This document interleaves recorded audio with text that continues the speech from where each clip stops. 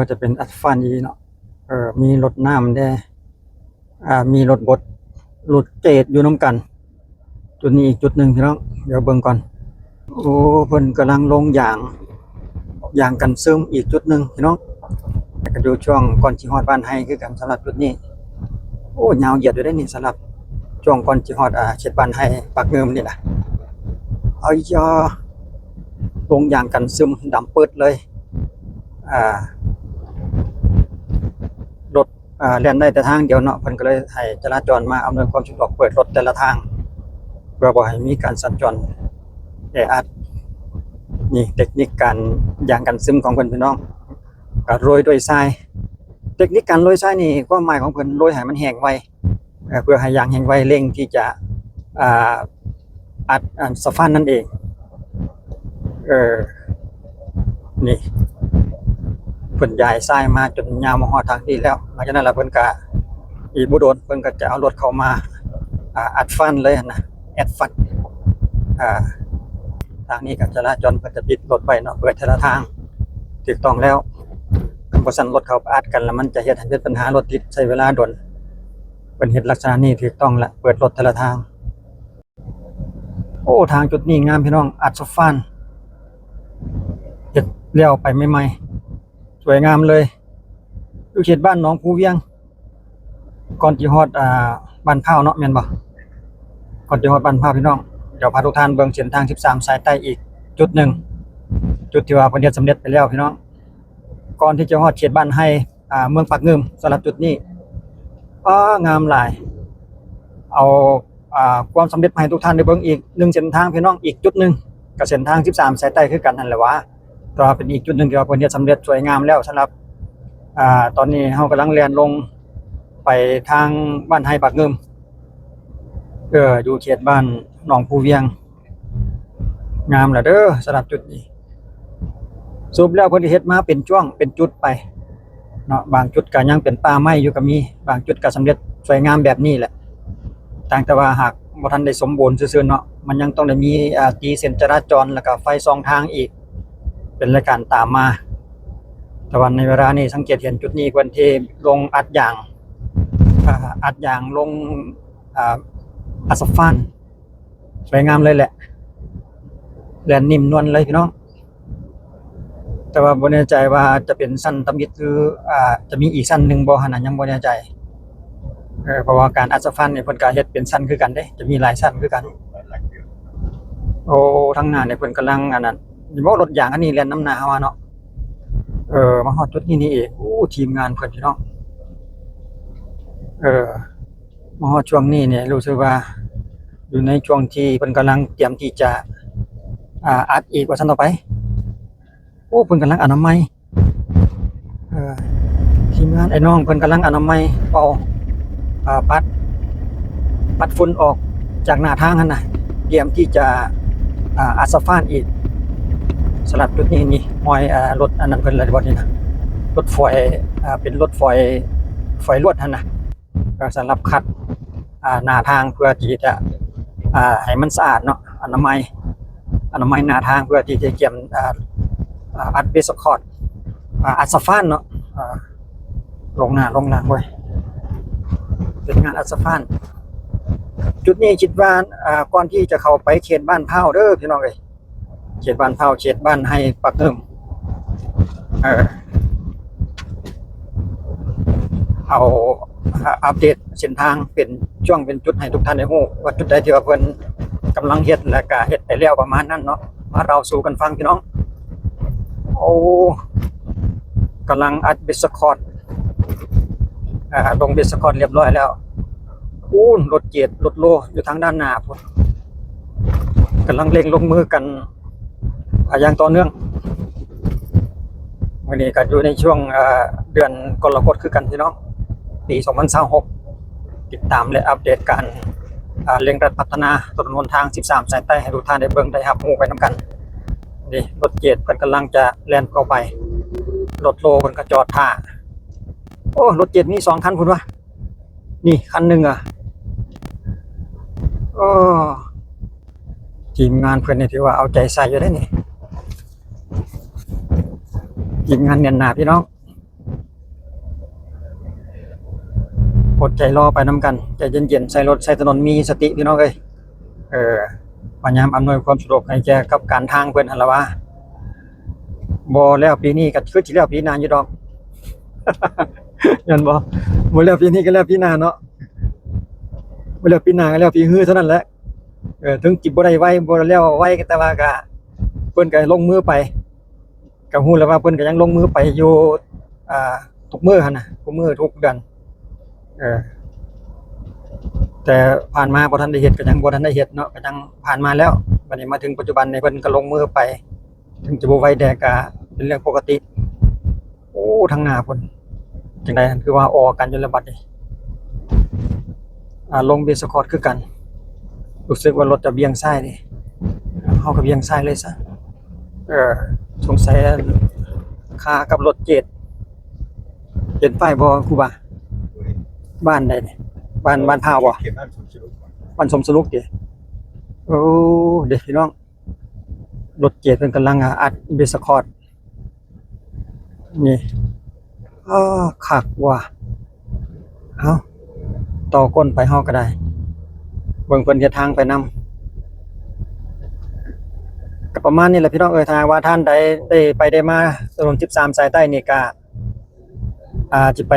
เฝ้าไปไว้ก็บ่ทันได้เด้อพี่น้องได้ค่อยไปค่อยมาซะก่อนเพื่ออำนวยความสะดวกให้กับการทางเพิ่นกับคนสร้างทางพี่น้องเพื่อการจราจรที่ดีในภาคหน้าเฮาก็ต้องได้ใจเย็นๆไปนํกันบ่ต้องใจร้อนเนาะพอต่อแถวก็ต่อแถวกันไปซะก่อน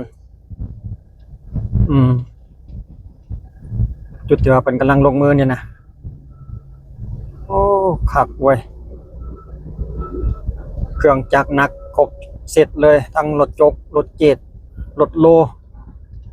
รถดำเตรียมเอาหินมาลงอีกสำหรับรถดำคันนี้นี่ถอยหน้าถอยหลังนี่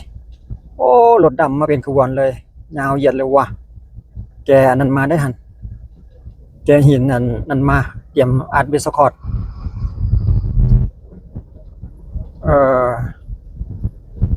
เบิ่งป้ายบ้านให้เขาหน่อยเด้ออาจารย์จะได้ฮู้ว่าเขตบ้านใดบ้านสมสนุกอยู่เนาะแม่นบ่ล่ะสิใส่เสนอบ้านเฒ่าบ่แม่นบ้านเฒ่าว่าซั่นเด้เขตบ้านเฒ่าแล้วเขาเขตบ้านเฒ่าแน่อยู่เขตบ้านเฒ่าเด้อพี่น้องเอ้ยเพิ่นกำลังอัดเบสคอร์ตเพิ่นอัดเบสคอร์ตแล้วก็เตรียมที่จะอัดซับฟานหั่นล่ะวะตุกี้แซ่บบ้านเฒ่าอยู่ทางหน้านี่เบื้องขวามือนี่ป้ายเมอเจอเลยท่านใดสนใจก็มาแวะกินแวะชิมกันได้โฆษณาของกี้เป็นพร้อม โอ้ของระบายน้ำกับอัดเบสคอร์ตควบคู่กันเลยพี่น้องเอ้ยมีความคืบหน้าไปหลายสำหรับเส้นทาง13ใต้พี่น้องจุดนี้เนาะเขตบ้านเฒ่าติดตามและอัปเดตให้ FC ทุกท่านได้ฮู้ได้เห็นไปนํกันในปัจจุบันก็อยู่ในช่วงกลางเดือนกรกฎคือกันพี่น้องสำหรับคลิปนี้เนาะกลางเดือนกรกฎปี2026หรือว่าอีกนึงก็คือเดือน7หั่นล่ะวะเอาแล่นไปเรื่อยๆอีกสักก่อนพี่น้องว่าเพิ่นเฮ็ดลักษณะนี้จะฮอดจุดใดฮอดบ้านไห้เลยบ่ประมาณนั้นหั่นนะอีกเทื่อนึง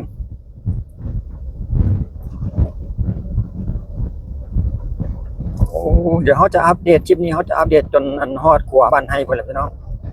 เพิ่นเฮ็ดให้ฮอดคันใดได้แล้วประมาณนั้นเนาะให้ทุกท่านได้เบิ่งอีกเทื่อนึงจนว่าสุดทางที่ว่าเพิ่นอัดมาก่อนหั่นนะเพิ่นอัดมาก่อนแล้วจะอยู่ช่วงไกลกว่าไปหน่อยนึงเนาะเดี๋ยวเขาจะให้ทุกท่านได้เบิ่งไปนำกันอีกเทื่อนึงสำหรับจุดบ้านเฒ่านี่เฮาก็ฮู้แล้วว่าเพิ่นกำลังเตรียมลงเบสคอร์ตมิกทางว่าซั่นต่อไปเพื่อให้มันเน้นมาตรฐานแล้วหลังจากนั้นเพิ่นก็จะมาอัดซับฟานเป็นรายการต่อไปสำหรับอยู่เขตบ้านเฒ่าคลองระบายน้ำบ่ให้เว้าเลยแน่นหนา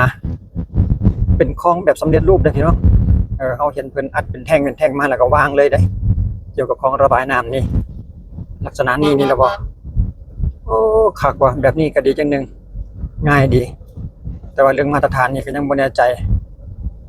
กับกลุ่มโดนบ่อยู่ในเขตชุมชนของบ้านเฒ่าเนาะจุดนี้ก็ยัง เออรู้สึกว่าปรากฏว่าจะบ่ทันได้เห็นเจือเออเห็นมีเฉพาะ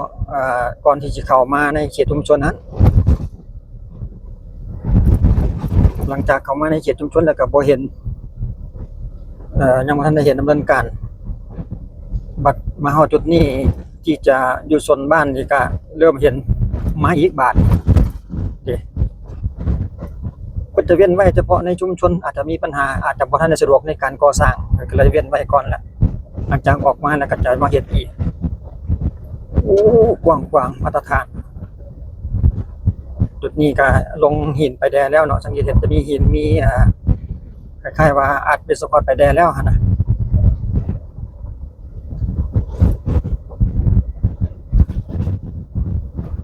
ก็ยังเป็นคุมไปแดหากท่านใดมาก็อาจจะใส่ความไว้บ่ทันได้พี่น้องเป็นบางจุดเนาะต้องได้มีสติไปนํกันนี่ทีมงานไอ้น้องเพิ่นกำลังเข้าแบบกำลังตีแบบเกี่ยวกับคลองระบายน้ำโอ้ต้องได้เพิ่มอีกสูงนิดเนาะเบิ่งคลองระบายน้ำเพิ่นคือว่าอยู่สูงกว่าหน้าทาง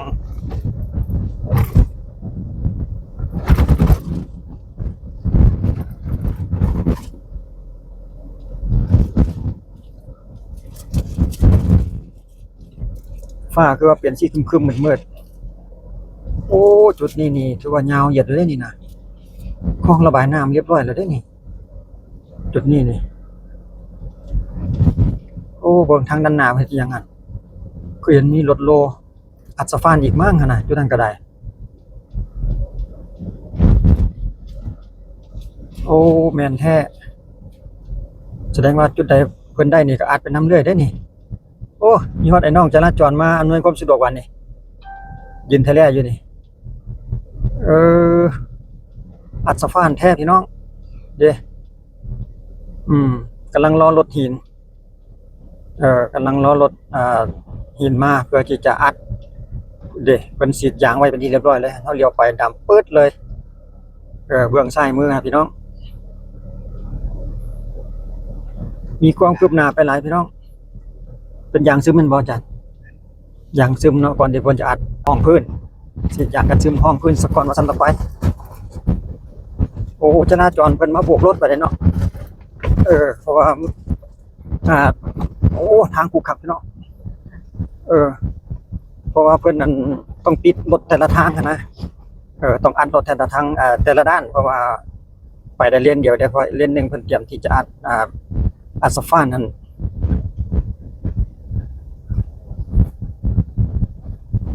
มีความคืบหน้าไปหลายอยู่เด้อพี่น้องเอ้ยมามื้อนี้ก็ได้ถือว่าบ่เสียเที่ยวสิให้เฮาไปทางไหนละบัดนี้ ไปทางนี้ซะเนาะคือเห็นเป็นช่องว่างอยู่ห้องหมอได้อาจารย์ชุมชนปากเกิน ห้องหมอชุมชนแต่ว่าบ่เห็นชื่อบ้านนั่นบ่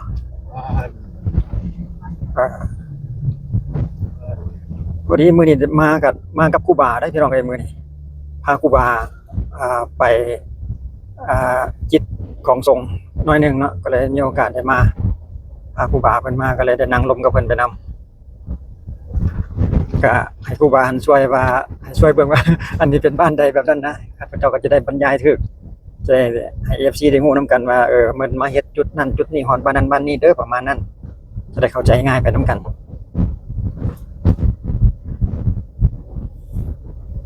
ถ้าอยู่ในเขตเมืองปากเงิมเนาะแต่ว่าที่เฮาแล่นมาเนี่ยกายบ้านเผามาแล้วกายบ้านเผามาจะเป็นบ้านอันใดมันยังบ่แน่ใจเพราะว่าบ่ได้เห็นป้ายบ้านเทื่อ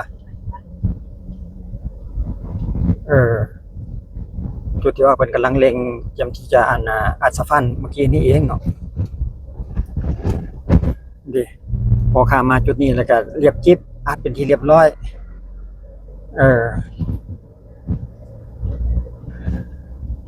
แต่ข้าพเจ้าคิดว่าที่เฮาเรียนอยู่นี่เป็นเพียงสั้นน้ำยิดก็ว่าเป็นไปได้นี่สั้นที่2เราจะเป็นแบบนี้นี่การอัดสะพานนี่เพิ่นก็อัดหลายสั้นคือกันเด้สิเป็น2สั้นหรือ3สั้นบ่แน่ใจแต่ทีละเนี่ยตรงนี้แหละ2สั้นเพราะว่าเมื่อกี้เฮาเรียนมารู้สึกว่ามันจะเป็นผักเนาะกระโดดขึ้นผักโ อ๋อเดี๋ยวข้าพเจ้าจะขอเบิ่งป้ายบ้านแล้วก็เราสู่ฟังอีกทีหนึงพี่น้องว่าจุดนี้คือบ้านใดก่อนที่จะฮอดบ้านไฮปักเงิม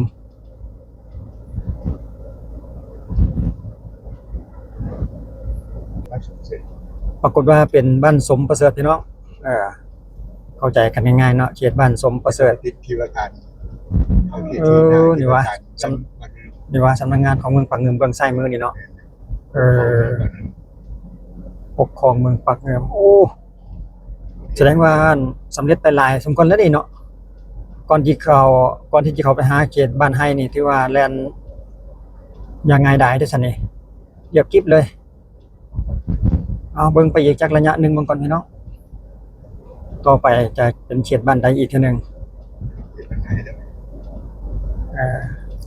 โอ้เห็นภูมีบอกใหญ่เลยพูดภูเขา คือเขาเคย แสดงว่าใกล้สิเข้าเขตบ้านไฮแล้วได้นี่แม่นบ่ เขาคิดเป็นไงเลยที่เขียนเป็นไง แม่นแล้ววะนี่เขตบ้านไฮปักเงิมเด้อพี่น้องเอ้ยจุดนี้ชื่อว่าแลนเรียบจิ๊บเดี๋ยวเข้าไปในชุมชนบ้านไฮอีกทีหนึงก่อนสนขวาก่อนว่าเพิ่นจะสำเร็จหรือยังจุดนั้นอีกทีหนึง สุดกว่าจะเป็นเย็น โอ้เป็นผักแท้แสดงว่าเฮาแลนเป็นชั้นที่2ตัวนี้จะเป็นชั้นทวิทย์นี่นะตัวนี้นะการ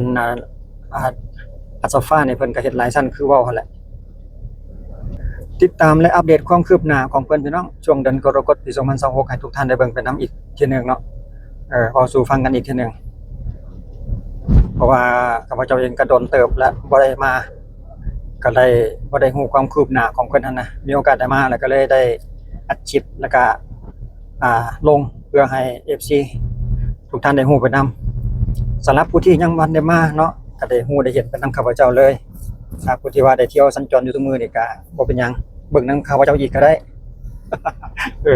เบิ่งนํกันอีกก็ได้ว่ามื้อนี้นี่เพิ่นเฮ็ดอันใดไปแด่ประมาณนั้นจะได้ฮู้ทันสถานการณ์ของเส้นทางก็มีโอกาสมีเวลาได้มาก็จะได้ฮู้ว่าส่วนใดบ้านใดที่ว่าเพิ่นสำเร็จไปแล้วประมาณนั้นโอ้รถอัศฟานนี่ก็มีหลายคันเลยเนาะนี่จุดนี้ก็เป็นอีกคันหนึงละทีมงานคนสร้างทางเนาะผู้รับเหมานี่ถือว่าเพิ่นก็เครื่องจักรยนต์กลไกเพิ่นถือว่าครบมีสะดวกแก่การพัฒนาตัวถึงเนาะบ่ขาดตกบกพร่องเกี่ยวกับเครื่องมือเขตชุมชนบ้านไฮพี่น้องจุดนี้นะคลองระบายน้ำอัศฟานมาแล้วสั้นหนึงก็เป็นบางจุดเป็นบางจุดแต่ว่าเกี่ยวกับคลองระบายน้ำรู้สึกว่าจะสำเร็จสวยงามเลยแหละสำหรับเขตชุมชนบ้านไฮก่อนที่จะฮอดขวาเด้อจุดนี้นะอัปเดตล่าสุดให้ทุกท่านได้เบิ่งอีกทีนึงเนาะ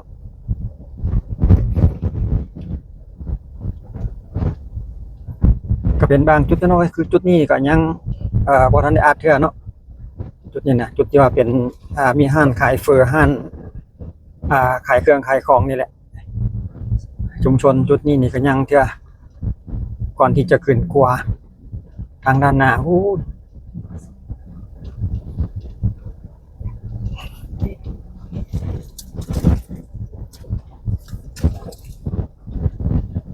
ก็ยังอยู่ในระหว่างการพัฒนาซ่อมแปลงพี่น้องก็จะว่าอีกทีนึงก็ยังอยู่ในท่านใดที่ว่าอยากไปไวมาไวประมาณนั้นนะอาจจะยังบ่ทันได้สะดวกเทื่อก็เลยมาเล่าสู่กันฟังดังกับว่าก็จะมีการที่ว่าอัดรถไว้ได้ประมาณนี้นะจะมีทั้งไอ้น้องเฮามาคอยโบกรถให้ว่าไปแต่ละทางเพื่อบ่ให้เป็นการอัดนั่นเองเนาะเปิดรถแต่ละทางคอยให้สัญญาณก็ได้ใจเย็นๆไปเบิ่งเพิ่นไปจังซี่แหละโอ้สุดของเพิ่นก็เท่ขนาดเด้จับโทรศัพท์เพื่อสื่อสารกันกับฝั่งตรงข้ามหั่นนะอาจจะยังปล่อยหรือยังประมาณนั้นคิดว่าโอ้รถเกียร์เพิ่นก็เจียมกันยังเล็งตัวนี้จะเป็นดินดินแบบใดดินธรรมดาเนาะดินคลุกธรรมดาดินคลุกหินแบบอัดเป็นสันนิมิตบ่จักนี่เนาะแบบนี้เนาะหลังจากนั้นเราก็จังแม่นอันหินทรายเบสคอร์ดอีกนะจุดนี้ก็เขตก่อนที่จะขึ้นขวาบ้านไฮพี่น้องจุดนี้มีห้างอยู่เต็มดอกสองฝากข้างเลยจุดนี้ ตอนนี้รอจังหวะเพิ่นให้สัญญาณจังจะได้ไปได้เทอละทาง โอ้รถรถโจกคันนี้ไปลงจุดใดอีกบ่จักก็จะเป็นทีมงานของผู้สร้างทางนี่แหละวะฟ้าแดดแต่มื้อนี้มีแฮงหน่อยหนึงเอาเดินทางต่อข้ามขัวพี่น้องขัวบ้านไฮไปเบิ่งฟ้าส่วนขัวเบื้องนั้นก็ว่าเพิ่นเฮ็ดอันใดไปอ่าสำเร็จไปหลายหรือยังหั่นน่ะเฮ็ดอันใดหรือยังอีกเทื่อนึงก่อนจุดนี้เพิ่นกำลังเตรียมอัดเอ้ยจะเป็นโค้งน้อยหนึงดอกจุดนี้นะ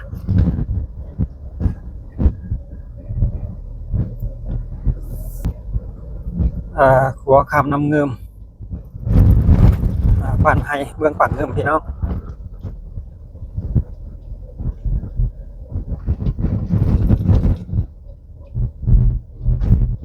โอ้น้ำเงิมเฮาปีนี้บ่ค่อยหลายปานใดเนาะอาจารย์เนาะ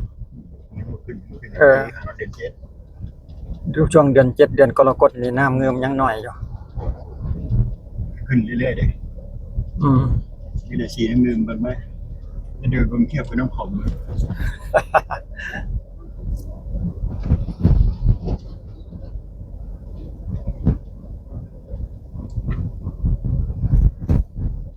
ข้ามขัวมา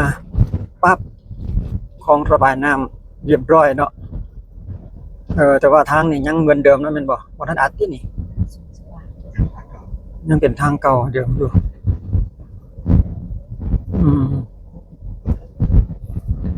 คำมาฝากนี่แล้วเพิ่นขึ้นอยู่กับบ้านใดอาจารย์กับเมืองปากเงิมบ้านสมสวัสดิ์เนาะเมืองปากเงิม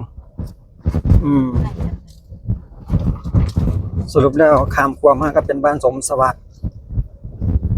สังเกตเห็นก็มีแต่คลองระบายน้ำสำหรับจุดนี้นี่ยังบ่ทันได้อัดเทื่อเป็นทางลูกรังอยู่ก็สังเกตเห็นเฮามาแต่ละมื้อแต่ละเทื่อนี่นะแต่ละเที่ยวที่ลงมานี่ก็เห็นเพิ่นเพิ่มเติมไปเรื่อยคือกันได้เห็นความคืบหน้าของเพิ่นอยู่หั่นน่ะการเฮ็ดเกี่ยวกับถนนหนทาง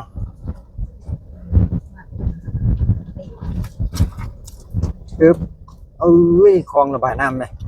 สูงลิบเลยว่ะเนาะคือว่าสูงแฮงแท้บุแต่ว่าคันเพิ่นถมเพียงกับอันนั้นปากท่อหันห้วยก็อยากว่าจักซ้ำกันกับดินของเงินประชาชนผู้ใดพี่ใช่นี่ว่าทางเบื้องขวามือนี่เห็นบ่เป็นโรงเรียนตำรวจแม่นบ่โรงเรียนนาย10ว่าซั่นเด้เบื้องขวามือนี่กรมใหญ่ตำรวจกรมใหญ่ตำรวจโรงเรียนตำรวจนาย10สำหรับจุดนี้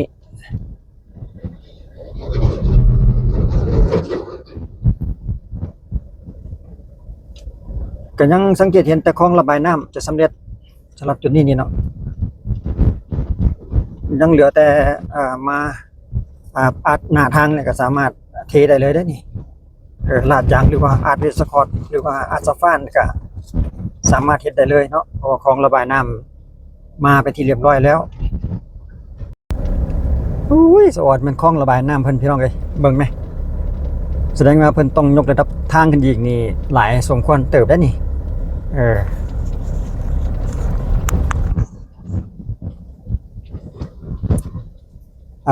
มันยังเกาะบ้านยังเกาะอาจารย์เมื่อกี้นี่สมสนุกเนาะอยู่ในเขตบ้านอยู่ในเขตบ้านสมสวัสดิ์ก่อนที่จะฮอดก็ฉะนั้นแสดงว่าใกล้จะฮอดลักเช้าอัน71ละติซะเนาะประมาณนั้นเพราะว่าเฮากำลังแล่นข้ามขวาบ้านไฮมาฮอดจุดนี้ก็ได้อยู่ประมาณ1กิโลเมตรนี่แหละเดี๋ยวเบิ่งป้ายก่อนพี่น้องเอ้ยอยู่เขตบ้านใดข้าพเจ้าจะเล่าสู่ฟังอีกทีนึงนี่ทีมงานเพิ่นกำลังจะเอาเหล็กขึ้นใส่รถเอาวางลงใส่ห้องบ่ได้เตรียมที่จะวางเหล็กลงใส่ห้องเพื่อที่จะเฮ็ดคลองระบายน้ำอีกว่าคลองระบายน้ำคลองจุดนี้คือว่าตั้งระดับนี่แหละคือว่าต่ำสูงอยู่อยู่แต่ไหนเนาะประเด็นเนาะคลองระบายน้ำนี่ รู้สึกว่าจะบ่ค่อยระดับบ่ได้เพียงกันหั่นนะสังเกตเห็นเทิบมาฮอดจุดนี้เป็นจังไดยังสืบต่ออยู่นายสร้าง2คนนั่งเตรียมที่จะมัดเหล็กเพื่อที่จะเททางด้านเทิงของรางระบายน้ำโอ้รถมีสายใต้ได้เนาะท่าแขกโอ้เพิ่นรู้สึกว่าจะมาไกลสมควรแล้วเด้อพี่น้องไกลสำหรับทางมาฮอดจุดนี้เนาะจุดนี้เป็นรู้สึกว่าจะฮอดทางแดงแล้วบ่จัดทางแดงจะไปทางบ้านนางนกขุมหั่นน่ะทางกำขัวอันเบื้องกำซ้ายเนาะที่ว่าแล่นไปเขตทางลัดไปหาทางสายเหนือได้ทางแดงเอิ้นทางแดงอีหยังโอ้กว้างแต่ว่าทางนี้เดี๋ยวขอเบิ่งแอบเบิ่งก่อนไปอันร้อยพระบาทเนาะร้อยพระบาทมันหยังก็ห้วยข้าวอ่ะห้วยข้าวจุดนี้โอ้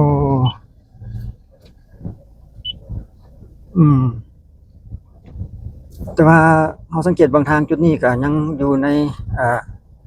เตรียมที่จะอัดหน้าทางคือกันเตรียมที่จะอัดหน้าทางจุดนี้จะเป็นจุดที่ว่าด่านเนาะป้อมตำรวจจะเป็นด่านประจำโอ้เบิ่งของระบายน้ำมาฮอดพี่เลย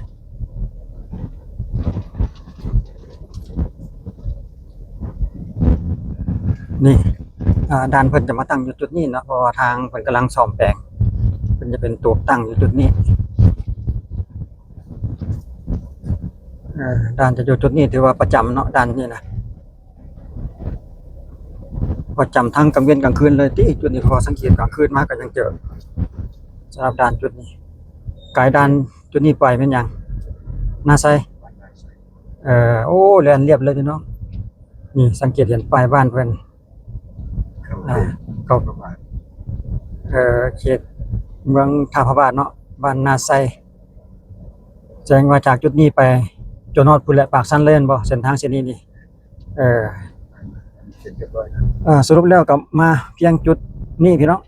สำหรับแต่จากจุดนี้ไปเข้าไปก็เขตเมืองท่าพระบาทนี่ถือว่าก็สำเร็จสวยงามสำนี้เฮาก็ฮู้แล้วว่าทางที่ว่าเพิ่นกำลังก่อสร้างมาฮอดจุดนี้เนาะฉะนั้นแล้วเฮาก็บ่มีความจำเป็นต้องได้ไปเดี๋ยวเฮาจะตีรถกลับไปเบิ่งอันห้อยต่ออยู่บนจุดป้อมตำรวจเมื่อกี้อีกแป๊บนึงก็มีแต่เอาความคืบหน้าของเส้นทางให้ทุกท่านได้เบิ่งไปนํพี่น้องเอ้ยจุดที่ว่าเพิ่นยังดำเนินการก่อสร้างเนาะสำนี้นี่เฮาก็ฮู้แล้วว่าการก่อสร้างเนี่ยเพิ่นมาฮอดแต่จุดนี้เนาะห้อยต่อระหว่างเมืองปากเงิมกับเมืองท่าพระบาทนะที่ว่าเพิ่นยังบ่ทันได้มีการก่อสร้างสำเร็จเกิดอยู่ในช่วงระหว่างเตรียมอัดหน้าทางเพื่อที่จะเทเป็นทางลาดยางอัสฟัลต์ลักษณะนี้นี่เองลักษณะที่เฮาเรียนอยู่ในเวลานี้นี่เนาะมันจะเรียนกลับคืนไป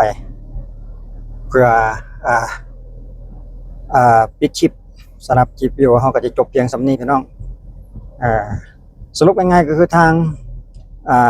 13ใต้นี่เพิ่นเฮ็ดทางลาดยางที่อัสฟัลต์มาฮอดจุดนี้พี่น้องจุดที่ว่าเป็นมีป้อมตำรวจแล้วก็ถ้าว่าเลี้ยวขวาก็จะไปเส้นทางอันบ้านวัดพระบาทแอวขันหั่นน่ะสำหรับจุดนี้เนาะนี่ห้อยต่อเพิ่นจุดนี้จะมีด่านตลอดแหละพี่น้องเจ้าหน้าที่รักษาความสงบกวดเอกสารรถลายวดยานพาหนะเพิ่นก็จะปฏิบัติหน้าที่ตามหน้าที่ของเพิ่นนั่นแหละถ้าว่าเฮามีเอกสารครบถ้วนก็บ่มีปัญหาถ้าว่าเวลาใดที่ว่าเพิ่นเอิ้นแล้วก็ขอเบิ่งเอกสารเฮาก็ให้ความร่วมมือกับเพิ่นแล้วก็ถือว่าจบเนาะจะบ่มีปัญหาจุดนี้จะให้เบิ่งอีกทีนึงพี่น้องจะเป็น3แยกเลี้ยวขวาก็ไปทางพุทธแหละสามารถออกไปทางบ้านนานคุมออกไปเข้าไปเขตบ้านเกินขึ้น13สายเหนือได้ยังก็บรรทาสร้างเนาะนี่ ก็ไปทางขวานี่แหละพี่น้องไปทางเส้นนี้เลยสามารถอ้อมขึ้นไปหาเส้นทาง13สายเหนือได้คือกันพุ่นแหละเกี่ยวออกปากกระยุงปากแก้งโพนโฮงไปพุ่นแหละเอาคลิปวิดีโอเฮาก็จบเพียงสำนี้เนาะขอบใจ FC ในการติดตามและรับชมผิดพลาดประการใดก็ขอโทษขออภัยคอมเมนต์เข้ามาเพื่อแนะนำเพิ่มเติมได้สำหรับคำใดที่ก็ไปบ่ถูกบ่ต้องเนาะผิดพลาดประการใดหั่นนะสามารถคอมเมนต์มาแล้วก็แนะนำแล้วก็ให้ความรู้เพิ่มเติมกับข้าพเจ้าได้ขอบใจอีกทีนึงสำหรับ FC ในการติดตามและรับชมบ่ว่าจะเป็นภายในและต่างประเทศที่ติดตามเพื่อให้กำลังใจของช่องฟ้าวีทีแดนเราเอาไว้เจอกันในคลิปต่อไปจะเป็นเส้นทางใดนั้นอีกทีนึงครับพี่น้องสำหรับคลิปนี้ขอบใจสบายดี